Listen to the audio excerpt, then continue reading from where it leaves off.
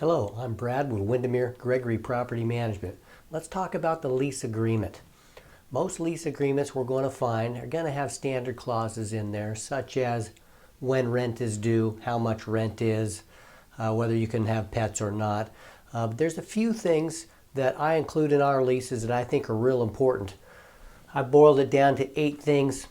First one is smoking. Most leases are going to have a clause in there about smoking, but now with the new laws in Washington State about marijuana, I think we need to modify those clauses to include marijuana, when it can be smoked on the property and where on the property, if at all. So important to address that.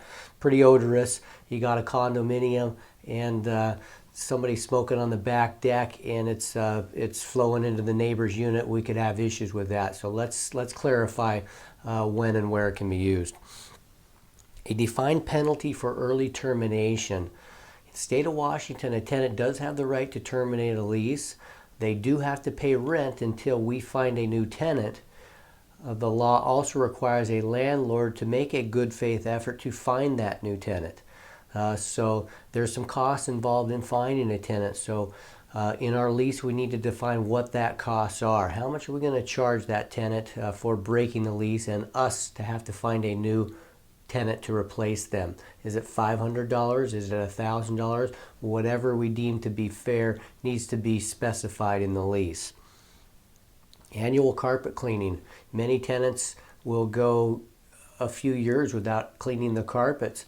This is going to negatively affect the lifespan of the carpet, so we need to have a clause in there that indicates carpet should be cleaned one time per year at a minimum. Specific parking restrictions. You'd be surprised at many communities do not specify what and where parking can occur, so we need to do that ourselves. Can they park on the front lawn or not? Can they park a big motorhome out in front of the property?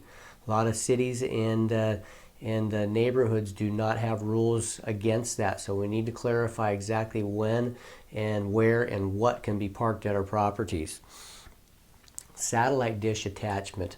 In years past, when satellite dishes were new, satellite companies were coming in and attaching them and drilling right through the roofs of our properties. This is definitely a no-no, so we need a clause in there specifying where the dishes can be attached. There are still some condominium communities out there that the dishes are not allowed, but we have so many tenants coming from other parts of the world that I think we need to allow the satellite dishes to be used. We just want to specify where they're going to be attached. Furnace filters. If your property does have a furnace filter, they need to be changed. We need to pass that chore on to the tenants. Let's put it in the lease that they should change furnace filters at least every 3 months. Homeowners Association rules. A lot of communities have their own rules about parking or where to put your garbage cans, things of that nature. We want to make sure that the tenant is obligated to abide by those rules. We'll give them a copy of those rules as well. But if they're not abiding by the rules and there's a fine that's incurred, we want to be able to pass that fine on to the tenant. So let's put that in the lease as well. And finally, renter's insurance. Real important. Most tenants don't realize that our homeowner's insurance does not cover their belongings. So we want to require them to have renter's insurance. In case there's a flood at the property, their property's damaged, they've got insurance that's going to cover it. They're not going to call us for coverage. So just a couple things to think about. Thanks for tuning in.